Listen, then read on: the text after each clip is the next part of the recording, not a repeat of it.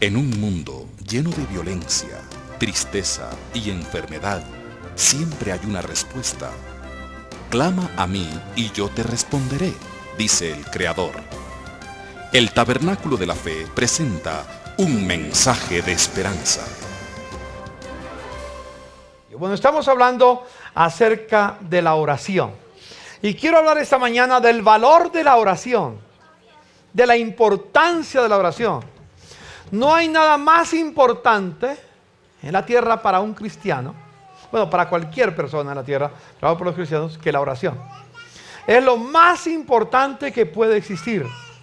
Porque la oración es el medio de comunicarnos con Dios, de hablar con Él.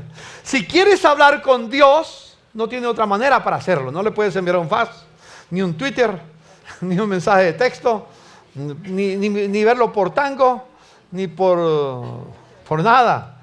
Tienes que orar. Dígale a su hermano, si quieres hablar con Dios, tienes que orar. Yo no sé a cuánto les gustaría hablar con Dios. A mí me fascina hablar con Dios. Porque cuando hablo con Dios estoy seguro que mi corazón mantiene paz. Como cantamos la canción, es un hermoso jardín de oración lo que acontece. Y tenemos que aprender entonces el poder de la oración. Comunicarnos, hablar, dialogar con el que hizo los cielos y la tierra. Comunicarnos, dialogar, hablar con el que hizo las galaxias, con el que hizo las estrellas, con el que hizo el universo, es lo más fascinante que nos puede pasar. Y déjeme decirle, si usted aspira a ir al cielo, tendrás que aprender a hablar con Dios desde ahora. Porque en el cielo tú no puedes seguir indiferente como estás en la tierra. Dígale a su hermano, no puedo estar indiferente en el cielo. ¿Cuántos piensan que van a estar en el cielo y ni siquiera van a ver a Dios? Será lo deleitoso en la tierra, en el cielo, ver a Dios. Y tenemos que aprender a orar. Quiero hablar acerca de la importancia de la oración.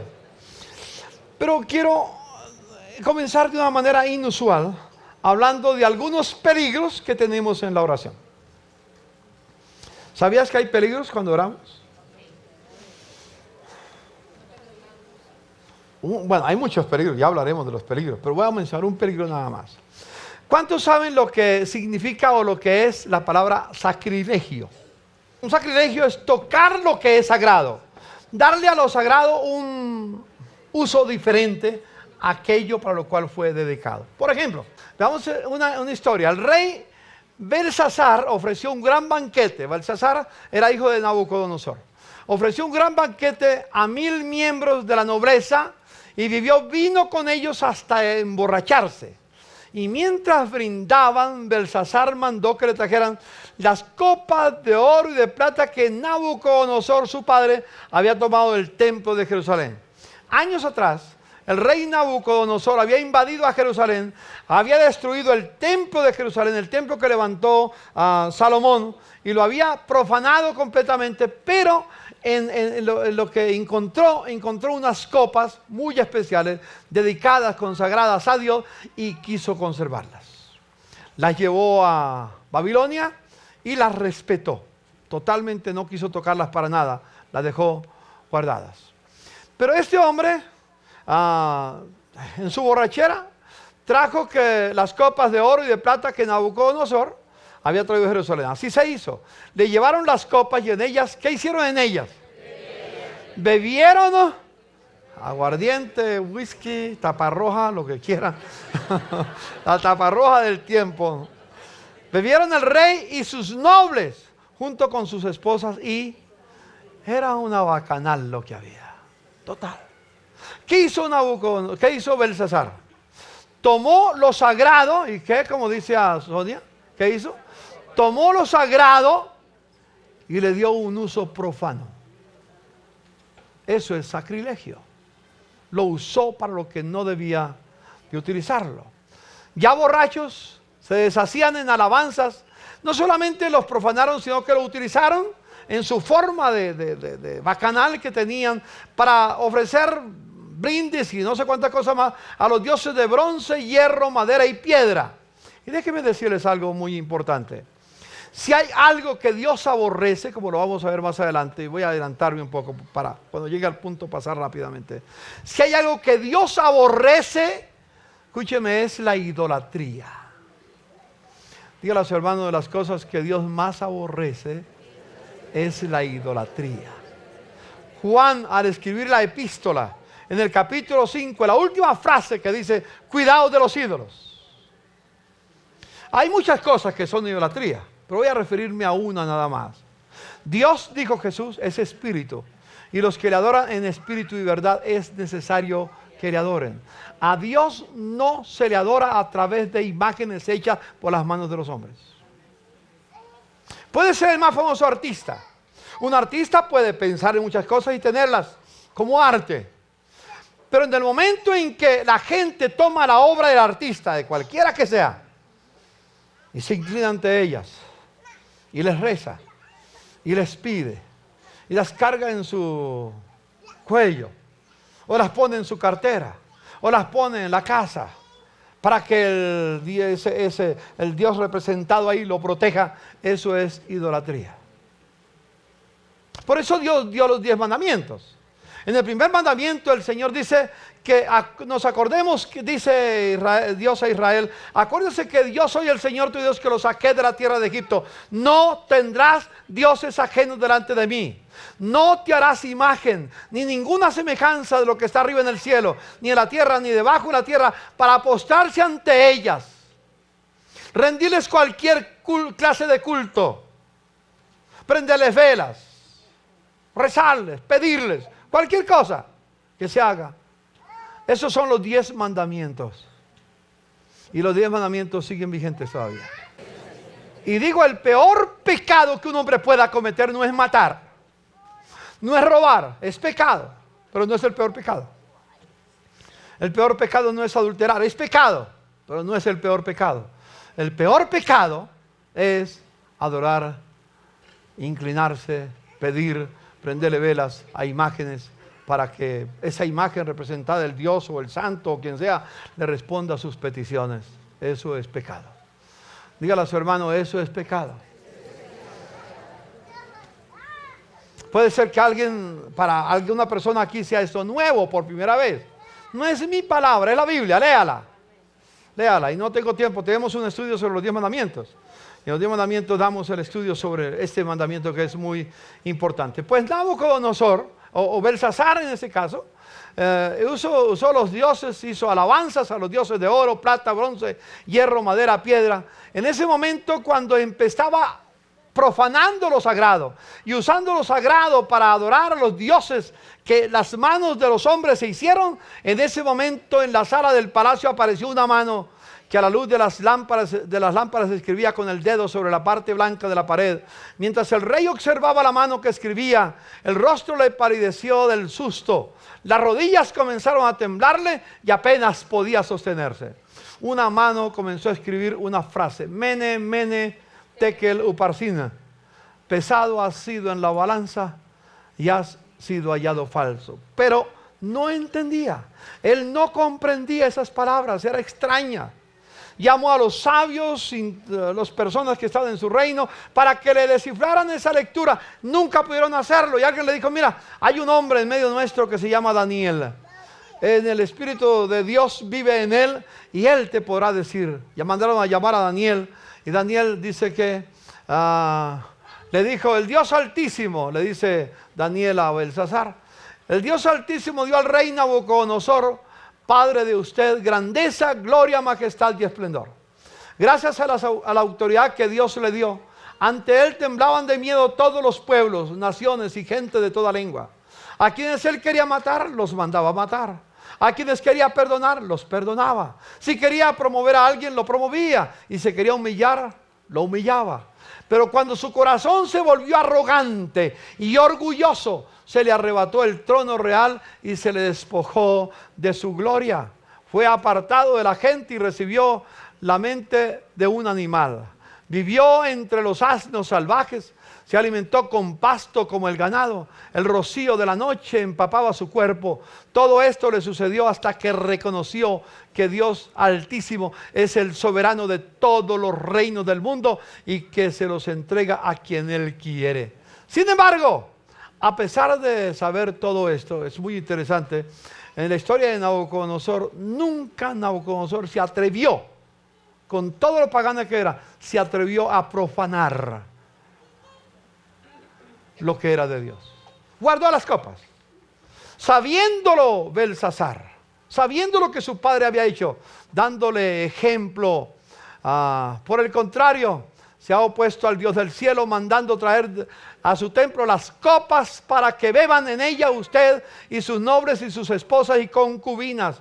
Usted se ha deshecho en alabanzas a los dioses de oro, plata, hierro, madera y piedra. Dioses que no pueden ver, ni oír, ni entender. Como dice el Salmo 115, dioses que no ven, que no oyen, que no hablan, que no palpan, que no pueden andar, dice el Salmo 115, como ellos son los que los hacen y cualquiera que en ellos confía. Entonces dice, en cambio, no has honrado al Dios en cuyas manos se hallan la vida y las acciones de su majestad. Por eso Dios ha enviado esa mano a escribir lo que allí aparece, Mene, Mene, Tekel, Uparsin.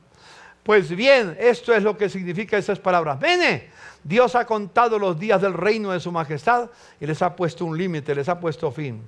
Tekel, su majestad ha sido puesto en la balanza y no pesas lo que crees que debes de pesar.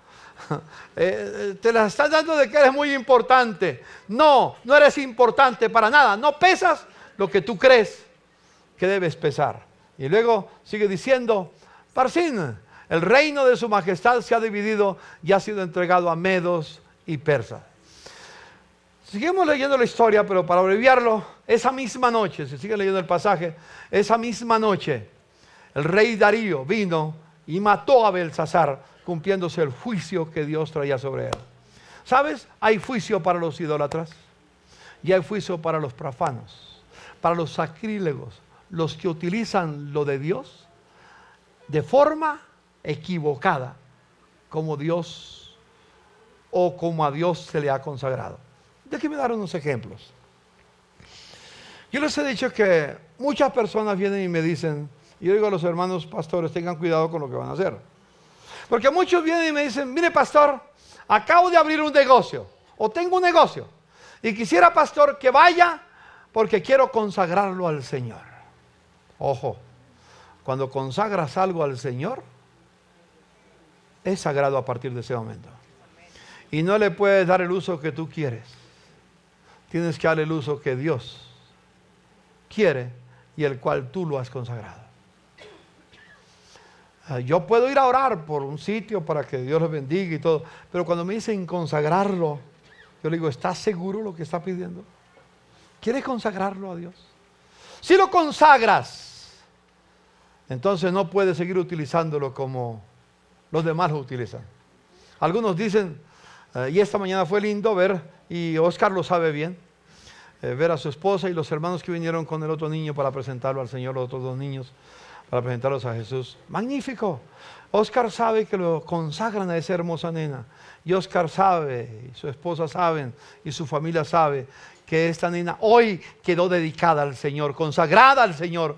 Y ustedes tienen la responsabilidad de levantarla en el temor de Dios y siempre ser ejemplo para ella. Oscar, Mónica, el día que ustedes falten a esa palabra, que Dios los libre, que Dios los guarde. Porque esta niña, a partir de hoy, está dedicada a Dios. Amén. Y los demás hermanos que trajeron sus bellos hijos para presentarlo, están dedicados a Dios. Si ellos, los padres, no los cuidan y llegan a inclinarlos hacia otra dirección, es sacrilegio. Y así pudiéramos hablar de muchas cosas más. Pero hay otra forma de sacrilegio. Hay otra forma, escúcheme. Dígale a su hermano, hay otra forma de sacrilegio. Una es tomar lo que se le consagra a Dios y usarlo para otros fines. Hay otra forma de sacrilegio. Está en el libro de Malaquías. Ustedes, dice Dios a través de Malaquías, traen animales ciegos para el sacrificio. Piensan que no tiene nada de malo sacrificar animales cojos o enfermos y piensan que no tienen nada de malo. En el Antiguo Testamento se honraba a Dios a través de sacrificios. Hoy ya no tenemos los sacrificios, pero el principio permanece. No hay sacrificios, pero sí permanece el principio. ¿Cuál es el principio? Miremos en la palabra. Piensan que no tiene nada de malo ofrecerle a Dios cosas que están enfermas, cojas o ciegas o que están en problemas. ¿Por qué no tratan de ofrecérselo a los gobernantes? Un poco irónico parece, ¿no es cierto? Pero la verdad, si usted le fuera a regalar, supongamos que usted tiene una hacienda de caballos. ¿Sí? Y pues algunos caballos nacen con una fuerza, son espectaculares, bonitos, valiosos, valiosos. Pero hay otros que por circunstancias nacen por algún accidente, quedan cojos, o nacieron ciegos, nacieron con defectos. Y tú vas donde el presidente Santos y le dice: presidente, tengo un regalo para ti muy especial. Para la casa de los presidentes allá en la autopista norte, allá en La Caro. ¿Sí? Tengo un regalo espectacular. Tengo un caballo para ti. Y dice: tráigamelo. Y le lleva un caballo cojo. Ciego. ¿Ah? ¿Ustedes creen que el presidente le dirá: gracias por darme esa? Si ustedes le van a dar algo así al presidente o a alguna persona que valoran, ¿no escogen lo mejor? Y si para los que valoramos escogemos lo mejor, ¿cuánto más para Dios? Yo, por ejemplo, déjenme decirle, en mis limitaciones, yo busco siempre lo mejor para mi esposa. ¿Sabe por qué? Porque la amo. No le doy no voy a almacenes de segunda ahí en la Caracas, que venden unos vestidos bonitos de segunda. ¿Sí? Yo no voy a la Caracas a comprar de esa ropa para regalarle a mi esposa: mire, mi amor, estaba pensando en ti, te amo a ti. Este vestido ya huele a feo, pero no es para ti, es para ti, mi amor. Yo siempre busco en mis limitaciones lo mejor para mi esposa. Amén. Porque ella merece lo mejor. Hay hombres que buscan cualquier cosa baratica, cualquier pachuli. ¿Le van a dar un perfumito? No. Cuando le vas a regalar a tu cónyuge, regálale lo mejor. Amén. Dígale a su cónyuge: te voy a dar siempre lo mejor, porque tú mereces lo mejor. El ser humano merece lo mejor si le vamos a dar un regalo. ¿Cuánto más Dios? Aleluya. Si Dios es Dios, ¿qué merece? Dígale a su hermano: Dios merece lo mejor. Pero esta gente no. Le ofrecía a Dios lo que no servía. ¿Sí? Luego dice: ahora pues traten de apaciguar a Dios para que se apiade de nosotros. ¿Creen que con esta clase de ofrendas se va a ganar su favor? Dice el Señor Todopoderoso. ¿Cómo quisiera que alguno de ustedes clausurara el templo? Es decir, deje de creerse que es cristiano. Es en esencia lo que está diciendo. Cierre el templo, cierre su vida en el Señor, para que no enciendas en vano el fuego en mi altar. No estoy nada contento con ustedes, le dice Dios a Israel en ese momento por lo que estaban haciendo. Y no voy a aceptar ni una sola ofrenda de sus manos, porque desde donde nace el sol hasta donde se pone, grande es mi nombre entre las naciones. En todo lugar se ofrece incienso y ofrendas, ¿qué? Puras, las mejores, puras a mi nombre.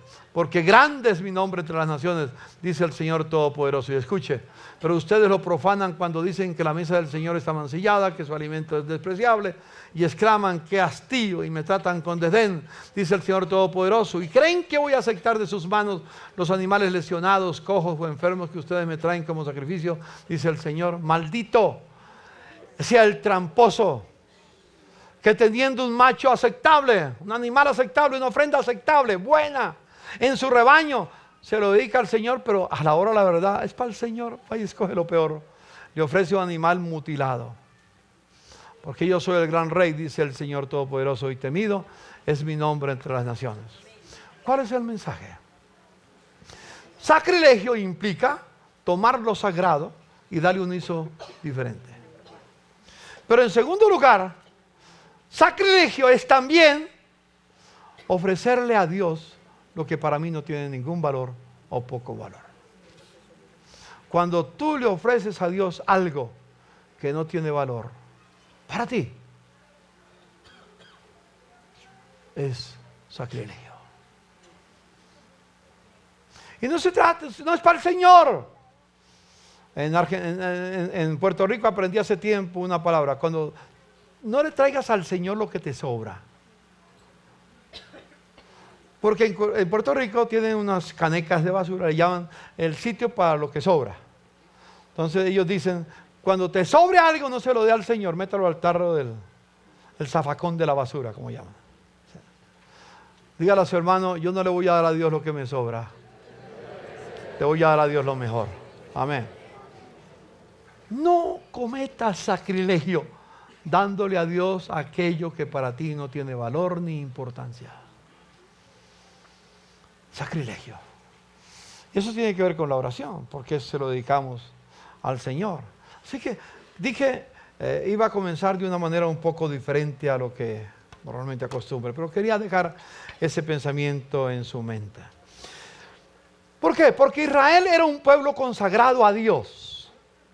Dios lo sacó de la tierra de Egipto con mano poderosa, abrió el mar rojo, lo pasó en tierra seca, lo llevó a la tierra prometida, eliminó a sus enemigos, y ese pueblo a partir de ese momento quedó consagrado para Dios.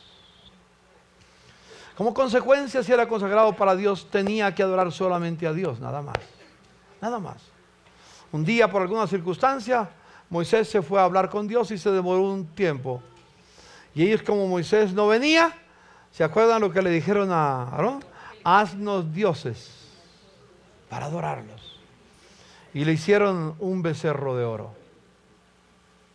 Y el pueblo, cuando vio el becerro de oro, dijeron, este es el Dios que nos sacó de la tierra de Egipto. Compararon a Dios con la obra hecha por las manos humanas. Alguien dirá, bueno, yo sí, nunca le ofrezco un animal a Dios. Le ofrezco la imagen de una persona muy bella. Cualquier cosa hecha por las manos de los hombres es un ídolo. Lo digo y lo repito, es un ídolo. Es terrible. Si ustedes leen el capítulo 32 de Éxodo, se van a dar cuenta de la tragedia que se vivió ese día por el becerro de oro que habían hecho, comparándolo con Dios. Le habían rendido culto a ese becerro, se habían inclinado ante él, le habían orado, le habían hecho peticiones. Dios le dice a Moisés, desciende porque el pueblo que sacaste de Egipto se ha corrompido. Y bajó Moisés y vio lo que estaba pasando. La historia es larga, ustedes la leen y no tengo tiempo para contársela ahora, pero sí lo importante. Más adelante, dice, al día siguiente, Moisés le dijo a los israelitas, ustedes han cometido un gran pecado. ¿Sabes que la idolatría es un gran pecado? No es un pecadito. No es un pecado venial, es un pecado mortal. Han cometido un gran pecado, pero voy a subir ahora para reunirme con el Señor. Y tal vez logre yo que Dios les perdone su pecado. Volvió entonces Moisés para hablar con el Señor y le dijo, ¿qué pecado tan grande, le dice Moisés a Dios, ha cometido este pueblo al hacerse dioses de oro? Es que Dios ya le había dicho a Moisés, Moisés, quítate delante de este pueblo porque lo voy a destruir. Te voy a poner a ti frente a una nación más grande y poderosa, una nación más digna. Este es un pueblo terco. Pero Moisés estaba, y aquí vamos a ver una figura hermosísima. Moisés estaba atado entre dos amores. Su primer amor era Dios. Lo amaba con todo su corazón, con todo su ser. Y no estaba dispuesto a permitir que deshonraran el nombre de Dios. Cuando uno ama a Dios, nunca está dispuesto a que el nombre de Dios sea deshonrado delante de uno. ¿Sabes? Aunque parece un poco extremista, pero la verdad, yo admiro al pueblo musulmán.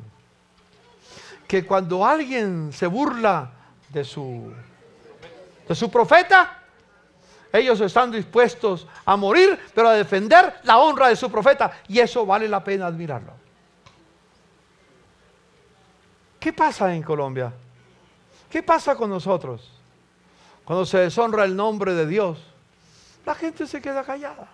Hace poco presentaron una película, Tentación de Jesús, donde presentan a Jesús con María Magdalena como su amante. ¿Hubo protesta del pueblo de Dios? No. Hasta muchos cristianos fueron para verla, para observarla, a ver qué aprendían.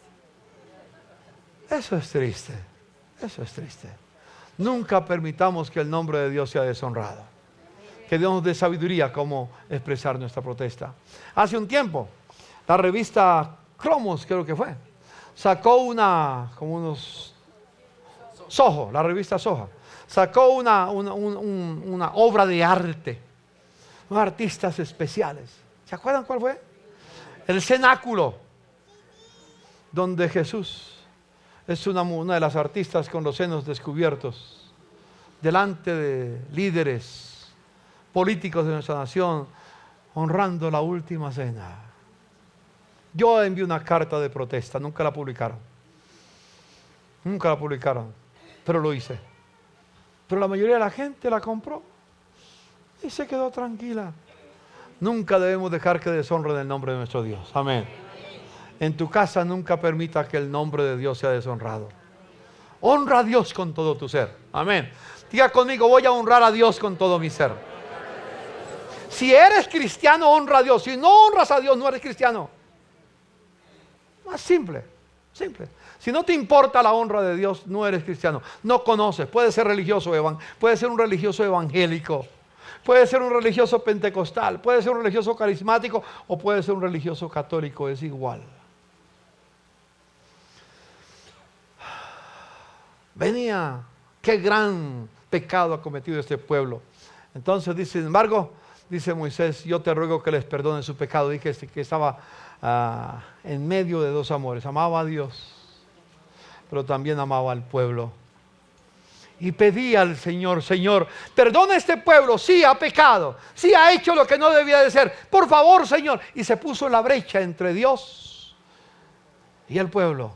La ira de Dios venía. Y él se puso frente a la ira de Dios para decir, Señor, detente, detente, perdona a este pueblo. Eso es un intercesor. Uno que se para en la brecha para pedir a Dios que el juicio de Dios no venga. Y Dios quiere que sigan aumentándose los intercesores en la tierra. Que nos paremos delante de Dios para decirle, Señor, que no venga tu juicio sobre Colombia. Si hay un país que merece el juicio de Dios es Colombia. Hemos exportado droga al mundo para acabar con la juventud de otras naciones. Y los colombianos lo hemos soportado. Si no hemos participado activamente, por lo menos lo hemos tomado como algo, problema de ellos, no nuestro. Hace poco nuestro presidente, a quien honro, a quien respeto, pero no estoy de acuerdo con muchas cosas que él hace, recién nombrado presidente de la República, fue y le ofreció la nación y su gobierno a los mamas. Entregó. Y hace 15 días se reunió otra vez con los indígenas para consagrarle la nación a los dioses paganos. Hay maldición sobre nuestra patria. Hay maldición sobre nuestra patria. Pero Dios quiere que haya un pueblo que se interponga entre Dios y el juicio a la raza humana para que Dios perdone a Colombia. Y yo tengo el sueño, el deseo, que este sea parte de ese pueblo, que somos intercesores delante de Dios, para que Dios proteja a Colombia. Para que Dios proteja a Colombia. Para que Dios proteja su nombre bendito. La verdad, estos principios bíblicos son muy desafiantes. Los cristianos amamos a Dios sobre todas las cosas. Y damos gracias a Dios porque lo podemos hacer. Más adelante, Moisés le dijo al Señor, tú insistes en que yo debo guiar a este pueblo, pero no me has dicho a quién enviarás conmigo, porque yo le dijo, vas a ir tú. Voy a enviarte ángeles, pero yo no voy. Me has dicho que soy tu amigo, que cuento con tu favor. Pues si realmente es así, dime qué quieres que haga. Así sabré que en verdad cuento con tu favor. Ten presente que los israelitas son tu pueblo. Yo mismo iré contigo, le dice Dios, y te daré descanso, respondió el Señor. Y ahí, de esa manera, Dios perdonó al pueblo de Israel. Dios perdonó. ¿Sabe por qué? Porque Moisés fue un intercesor. Supo usar la oración para pedir de Dios el perdón para su nación, para su pueblo. Y dije, eso es lo que Dios quiere, levantar dentro del pueblo del Señor. Por eso estamos hablando de la nación. Desafortunadamente, por ejemplo, voy a decir otras cosas que pueden causar sorpresa, pero no se sorprendan. El tiempo del día 19 de septiembre, miércoles 19 de septiembre, publicó una nota de la Corte Constitucional. Enojada la Corte Constitucional. declarando la Biblia un libro prohibido en las cortes, en el ejercicio público de los funcionarios públicos. Porque un juez, seguro cristiano, no sé, me imagino cristiano, leyó en la Biblia y tenía que dar una sentencia. Y en la sentencia, pues él obró en derecho. Y no se apoyó, pero mencionó un texto de la Biblia que dice, en cuanto a la justicia, no hará diferencia entre el que tiene y el que no tiene, como dice la Biblia. La Corte Constitucional supo lo que el juez había dicho y enseguida le escribió una nota diciendo: la Corte Constitucional señala que dicha cita es inadmisible. Eso está en la prensa. Inadmisible. Y pide que se abstenga en el futuro de incluir citas como esa.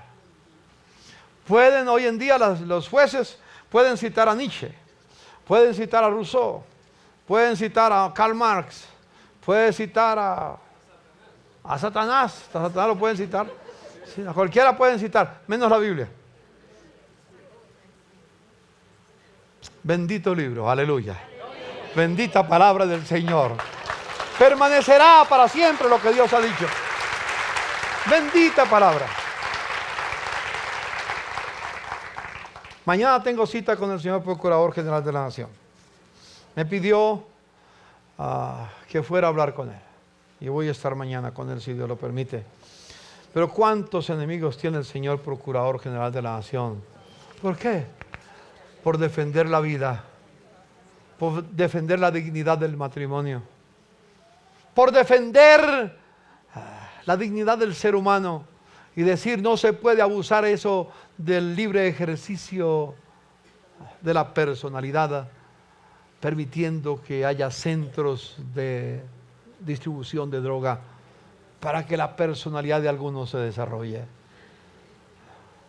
Terrible, ¿no les parece? No sabemos lo que va a pasar con eso. Pero yo apoyo al procurador.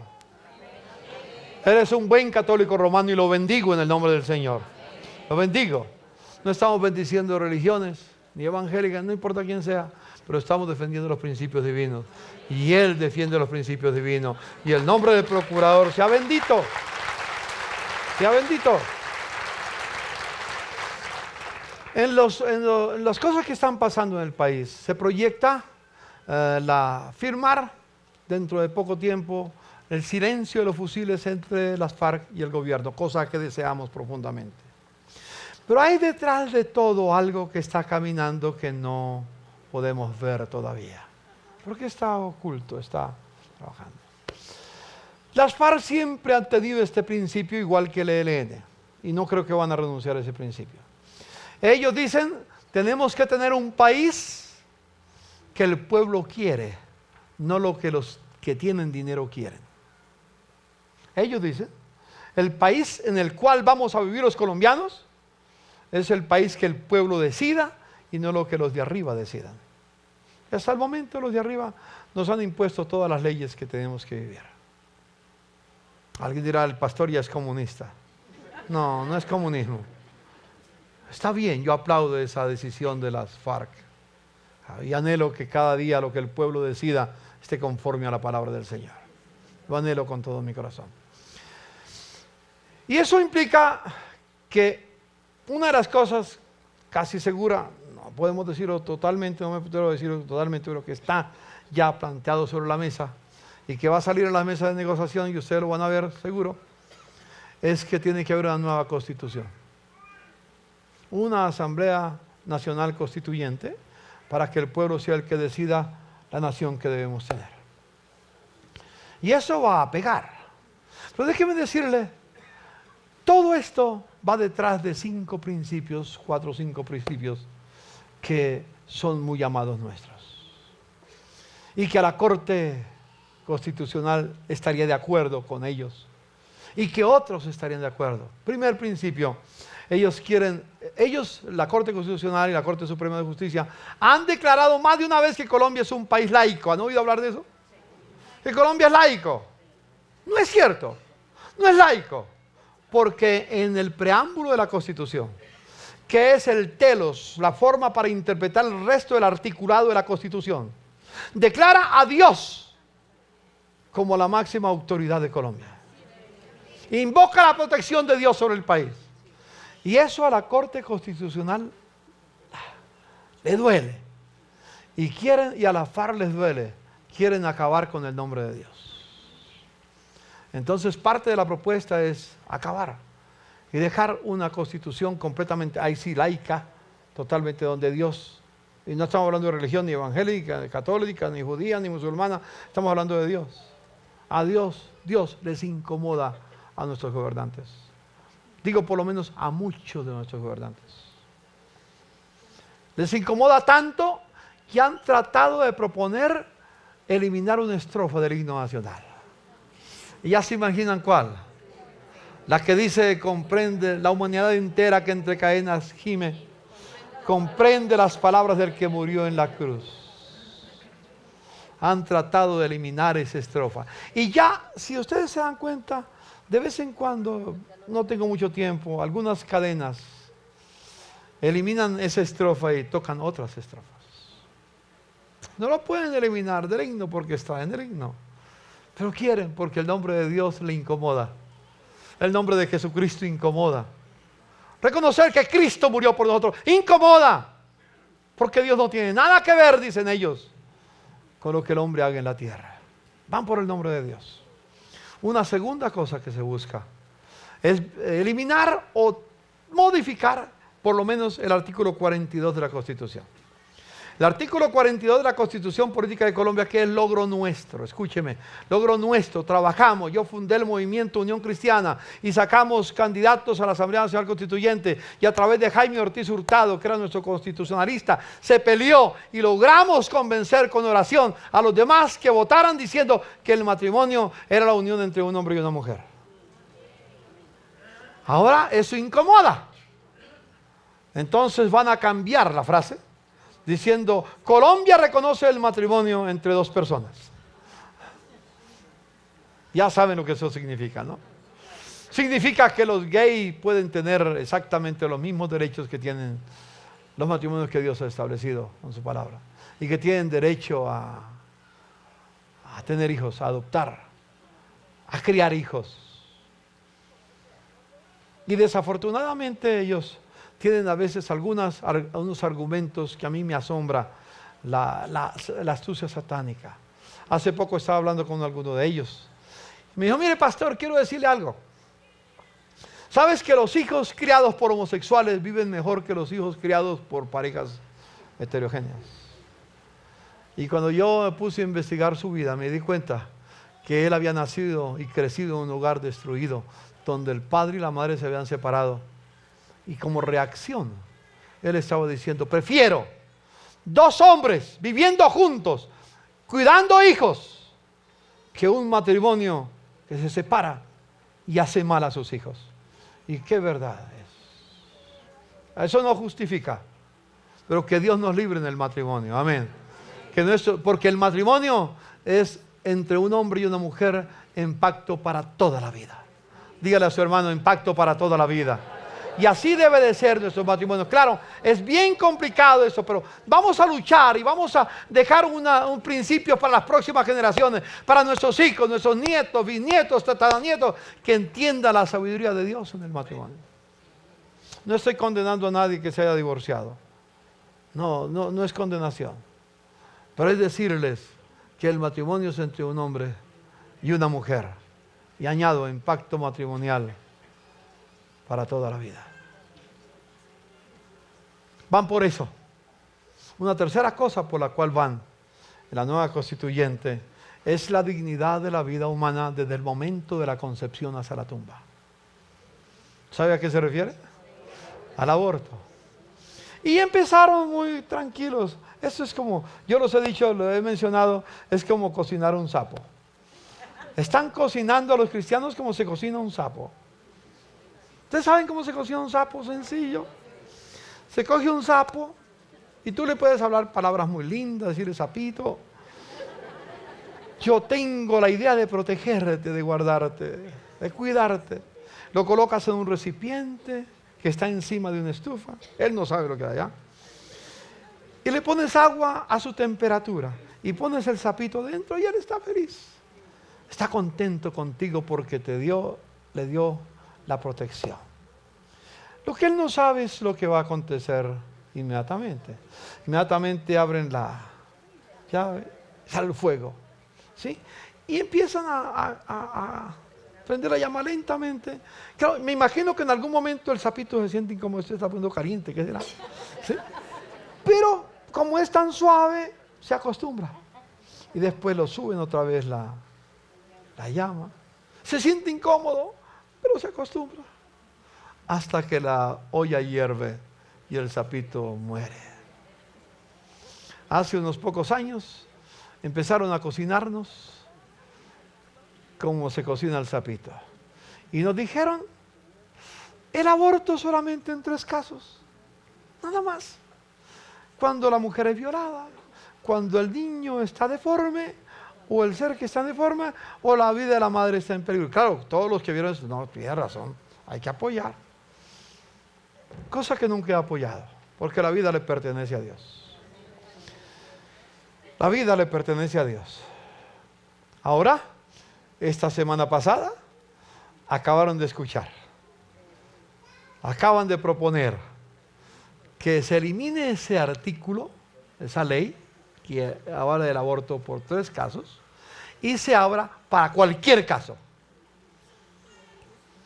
Y ya está funcionando. Está funcionando. Le abrieron más fuego a la olleta. Fuego. Pero luego, en estos días, acaban de presentar un proyecto en el Congreso para aprobar la eutanasia. Y dicen, pero es que es lógico, una persona que está condenada a morir ya, que tiene una enfermedad terrible, pues lo que tiene la enfermedad terrible, aplicarle la inyección y punto. Nada más, si le evitamos muerte digna. Y a algunos les fascina porque tiene como sabor de menta, pero es veneno el contenido. Y como Hitler empezó con la eutanasia, aprobó la eutanasia en su gobierno. ¿Y sabe a quién se la aplicó? Para tener la solución final, a los judíos. Y no importaba si eran niños, mujeres, ancianos, quien fuera, empezaron a aplicarla. Vez tras vez. Y todo lo que se está proyectando en esa influencia satánica es que en el futuro no lejano, toda persona que pasa de cierta edad que ya no produce para la nación, lo mejor es que le apliquen la inyección. A mi hermana Yolanda, que cumplió 80 años, ya le aplicarían la inyección. Después de los 60 ya no produce. Yo ya recibiría la inyección. Ya tengo 72. ¿Sí? Y vez tras vez, mire, déjeme decirle algo. Ya en Europa, tomando la idea de las naciones paganas de Grecia y de Roma siglos atrás, se está diciendo que un ser no es persona, no tiene derecho a la vida hasta después de 3 años de edad. ¿Sabe qué significa eso? El infanticidio. Aprobado, legal, por la ley. Todas esas leyes que empiezan a disminuir el valor de la vida, todo lo que el hombre sembrare, eso también segará. Y luego van por otro principio. Quieren que la Constitución no tenga ningunos valores que tengan relación con la Biblia. Ningún principio. Y van por otro. Quieren el libre desarrollo de la personalidad. Y entonces hay que darle droga. Hay que producir droga y que solamente que tenga la certificación médica que puede ejercer. Y ya entonces la droga se convierte en algo legal. Entre otras cosas, en nuestro país vamos en esa dirección. La pregunta es, nosotros los cristianos, ¿qué vamos a hacer? ¿Vamos a ser cocinados como el sapo? ¿O vamos a darnos cuenta y vamos a decir, no, no, aquello que está contrario a la palabra de Dios? Digan conmigo, no, a lo que está contrario a la palabra de Dios. Yo quiero pedir a los jóvenes que estudien, que se capaciten, que vayan a la universidad, que sean los mejores estudiantes, pero que aprendan los principios bíblicos y los defiendan con su vida si es necesario. Defiendan, jóvenes, defiéndalo con su vida si es necesario. Es Dios el que estará con ustedes. Es Dios quien les dará la victoria. Yo quisiera terminar en esta mañana leyendo dos textos.